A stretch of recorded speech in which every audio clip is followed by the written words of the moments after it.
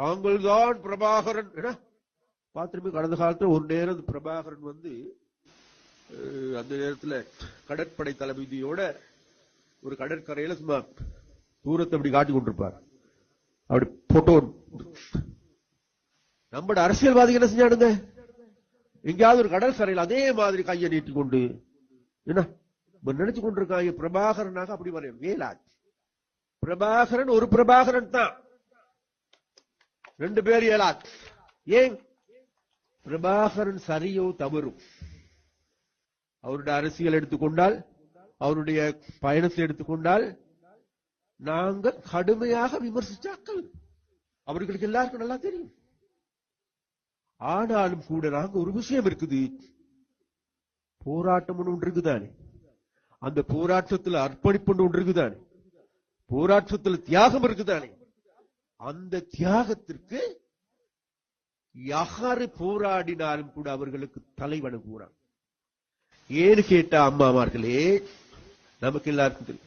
இந்த இடத்துல எடுத்துக்கொண்டால் சரி, அல்லது இந்த கிளாலி கடல் ஏரி எடுத்துக்கொண்டால் பல்லாயிரக்கணக்கான எங்களுடைய இளைஞர்கள், யுவதிகள், பெண் போராளிகள் உடல்கள் மிதந்த இடம், இரத்தார் பெருக்கெடுத்து ஓடிய இடங்கள்.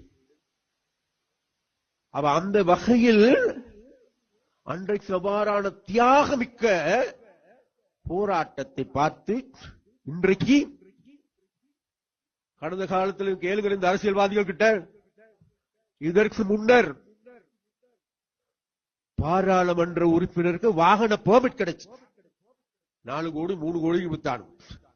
கேளுங்க, உங்களுடைய ஆக்கள் வருகின்ற பொழுது நீ யாருக்கு பார் பெர்மிட்ட வித்த, யாருக்கு கார் பெர்மிட்ட வித்த என்று கேட்டு பாருங்களேன். ஒரு சிங்களவருக்கு இன்னொருத்தருக்கு பெரிய மாளிகை ஒன்று கட்டி கொண்டிருக்கார் யாழ்ப்பாணத்தில். யார் வேலை செய்யறது? எல்லாம் சிங்கள ஊழியர்கள். வெளியில வசிக்கிறோம், இங்க சிங்கள விடக்கூடாது, சிங்கள முக்கிய ஆதிக்கம் இருக்கின்றது என்ற வகையான கூற்றுக்களை முன்வைக்கின்றவர்களாக இருக்கின்றார். அதனால் நாங்கள் ஒரு விடயத்தை மாத்திரம் தெரிந்து கொள்ள வேண்டும் என்பதுமல்ல, அப்ப அந்த வகையான அர்ப்பணிப்பு தியாகங்களை செய்யறதுக்கு இங்க இருக்கின்ற எந்த ஒரு தமிழ் கட்சி அரசியல் தலைவருக்காவது இருக்குதா? கூட தேவையில்ல, தங்களுடைய சமூகத்துக்கு வழிகாட்டுறதற்கு அந்த அர்ப்பணிப்பு